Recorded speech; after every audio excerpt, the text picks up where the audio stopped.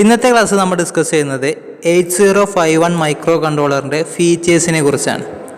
ഒരു 8051 മൈക്രോ കൺട്രോളറിന് വരുന്ന ഇമ്പോർട്ടൻറ്റ് ഫീച്ചേഴ്സുകൾ എന്തെല്ലാമാണ് എന്നുള്ളതാണ്. അപ്പോൾ ഇൻ്റൽ എന്നൊരു കമ്പനിയാണ് എന്ത് ചെയ്യുന്നത് 8051 മൈക്രോ കൺട്രോളർ ഇൻട്രൊഡ്യൂസ് ചെയ്തിട്ടുള്ളത്. അപ്പോൾ നമുക്കതിൻ്റെ ഫീച്ചേഴ്സിലേക്ക് കടക്കുമ്പോൾ ആദ്യമായി വരുന്ന ഫീച്ചേഴ്സാണെന്ത്, അതിൻ്റെ റോം എന്നുള്ളത് 4 KB ഓൺ ചിപ്പ് റോമാണ് 8051 മൈക്രോ കൺട്രോളറിനുള്ളത്. നമ്മളൊരു മൈക്രോ കൺട്രോളർ എടുക്കുകയാണെന്നുണ്ടെങ്കിൽ അതിൻ്റെ ഉള്ളിൽ തന്നെ എന്തുണ്ടാവും, 4 KB റോം 8051-നുണ്ട്. റോം എന്ന് പറഞ്ഞാൽ റീഡ് ഓൺലി മെമ്മറിയാണ്.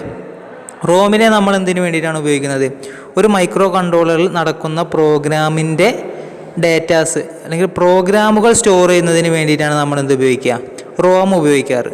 അപ്പോൾ അതുകൊണ്ട് തന്നെ നമ്മളിതിനെ എന്ത് പറയാറുണ്ട്, റോമിനെ പ്രോഗ്രാം മെമ്മറി എന്നും പറയാറുണ്ട്. അതേപോലെ തന്നെ നമ്മൾ പ്രോഗ്രാമെല്ലാം സ്റ്റോർ ചെയ്യാറ് എങ്ങനെയാണ്, കോഡുകൾ ഉപയോഗിച്ചിട്ടാണ് സ്റ്റോർ ചെയ്യുക. അതുകൊണ്ട് തന്നെ അതിനെന്ത് പറയാറുണ്ട്, കോഡ് മെമ്മറി എന്ന് പറയാറുണ്ട്. അപ്പോൾ 8051 മൈക്രോ കൺട്രോളറിന് ഇൻബിൽഡായിട്ട് 4 KB റോം ഉണ്ട്. റോമിനെ നമ്മൾ എന്ത് പറയാറും, കോഡ് മെമ്മറി എന്നും പ്രോഗ്രാം മെമ്മറി എന്നും പറയാറുണ്ട്. അതേപോലെ തന്നെ റാൻഡം ആക്സസ് മെമ്മറി ആയിട്ട് 128 ബൈറ്റ് ഇൻബിൽഡ് റാമാണ് എന്തിനുള്ളത്, 8051 മൈക്രോ കൺട്രോളറിനുള്ളത്. അപ്പോൾ റാമിനെ നമ്മൾ എന്ത് പറയാറുണ്ട്, ഡേറ്റാസാണ് റാം മെമ്മറിയിൽ നമ്മൾ സ്റ്റോർ ചെയ്യാറ്. അതുകൊണ്ട് തന്നെ ഡേറ്റ മെമ്മറി എന്നും എന്തിനു പറയാറുണ്ട്, റാമിനെ പറയാറുണ്ട്. അതേപോലെ തന്നെ 8051 ടോട്ടൽ എത്ര പിന്നാണുള്ളത്, 40 പിന്നുകളാണ് എന്തിനുള്ളത്, 8051 മൈക്രോ കൺട്രോളറിന് ഉള്ളത്. അതേപോലെ തന്നെ ഇതിലെന്തുണ്ട്, 8 bit bidirectional data bus ഉണ്ട്. ഡാറ്റാ ബസ് നമ്മൾ എന്തിനാണ് ഉപയോഗിക്കുന്നത്, ഒരു സ്ഥലത്ത് നിന്ന് മറ്റൊരു സ്ഥലത്തേക്ക് ഡാറ്റാസിനെ ട്രാൻസ്ഫർ ചെയ്യുന്നതിന് വേണ്ടിയിട്ട്.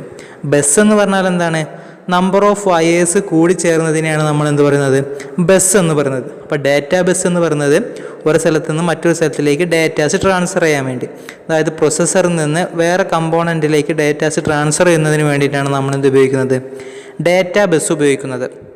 അടുത്തായിട്ട് വരുന്ന എന്താണ്, 16 bit unidirectional address bus ഉണ്ട് എന്നുള്ളതാണ്. അഡ്രസ് ബസ് എന്തിനു വേണ്ടിയിട്ടാണ്, അഡ്രസ്സുകൾ ട്രാൻസ്ഫർ ചെയ്യുന്നതിന് വേണ്ടിയിട്ടാണ് എന്ത് ഉപയോഗിക്കുന്നത്, മെമ്മറീൻ്റെ എല്ലാം അഡ്രസ്സസ് ട്രാൻസ്ഫർ ചെയ്യുന്നതിന് വേണ്ടിയിട്ടാണ് നമ്മൾ എന്ത് ഉപയോഗിക്കുന്നത്, അഡ്രസ് ബസ് ഉപയോഗിക്കുന്നത്. അതേപോലെ തന്നെ 8051-ന് എന്തുണ്ട്, 32 ജനറൽ പർപ്പസ് രജിസ്റ്റേഴ്സ് ഉണ്ട്. 32 ജനറൽ പർപ്പസ് രജിസ്റ്റേഴ്സ് ഉണ്ട്. ഇവ എന്താണ്, എല്ലാം എന്താണ് 8 ബിറ്റ് വീതമാണ് ഉള്ളത്. അപ്പോൾ ജനറൽ പർപ്പസ് രജിസ്റ്റേഴ്സ് എന്തിനു വേണ്ടിയിട്ടാണ് ഉപയോഗിക്കുന്നത്, ടെമ്പററി ആയിട്ട് ഡേറ്റാസ് സ്റ്റോർ ചെയ്യുന്നതിന് വേണ്ടിയിട്ട്. എന്തെങ്കിലും ഡിഫറെൻറ്റ് ഓപ്പറേഷൻ നടക്കുമ്പോൾ ടെമ്പററി ആയിട്ട് ഡേറ്റാസ് സ്റ്റോർ ചെയ്യുന്നതിന് വേണ്ടിയിട്ടാണ് നമ്മൾ എന്ത് ഉപയോഗിക്കുന്നത്, ഈ ജനറൽ പർപ്പസ് രജിസ്റ്റേഴ്സ് നമ്മൾ ഉപയോഗിക്കുന്നത്. അടുത്തായിട്ട് വരുന്ന എന്താണ്, ടൈമേഴ്സ് ഉണ്ട് എന്നുള്ളതാണ്. 8051 മൈക്രോ കൺട്രോളറിൽ 2 ടൈമർ അല്ലെങ്കിൽ കൗണ്ടറുകളാണ് ഉപയോഗിക്കുന്നത്. ടൈമർ നമ്മൾ ഉപയോഗിക്കുന്നത് ടൈം റിലേറ്റഡ് ആയിട്ടുള്ള പ്രോഗ്രാമുകൾ നടത്തുന്നതിനും കൗണ്ടർ ഉപയോഗിക്കുന്നത് കൗണ്ടർ റിലേറ്റഡ് ആയിട്ടുള്ള പ്രോഗ്രാം നടത്തുന്നതിന് വേണ്ടിയിട്ടാണ്.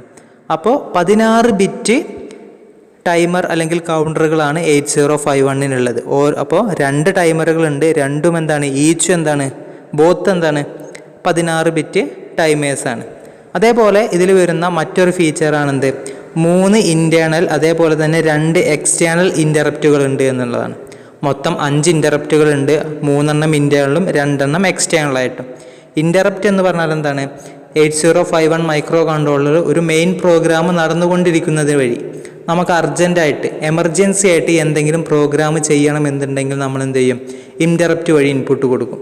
ഇൻ്ററപ്റ്റ് വഴി ഇൻപുട്ട് കൊടുക്കുമ്പോൾ എന്ത് ചെയ്യും, ആ മെയിൻ പ്രോഗ്രാം അവിടെ സ്റ്റോപ്പ് ആവുകയും ഇൻ്ററപ്റ്റ് വഴി കൊടുത്ത പ്രോഗ്രാം സ്റ്റാർട്ട് ചെയ്യുകയും ചെയ്യും. എപ്പോഴാണോ ഇൻ്ററപ്റ്റ് വഴി കൊടുത്ത പ്രോഗ്രാം സ്റ്റോപ്പ് ആവുന്നത്, അപ്പോൾ എന്ത് ചെയ്യും, മെയിൻ പ്രോഗ്രാം വീണ്ടും റീസ്റ്റാർട്ട് ചെയ്യും. ഇതിനെയാണ് നമ്മൾ എന്ത് പറയുന്നത്, ഇൻ്ററപ്റ്റ് എന്ന് പറയുന്നത്.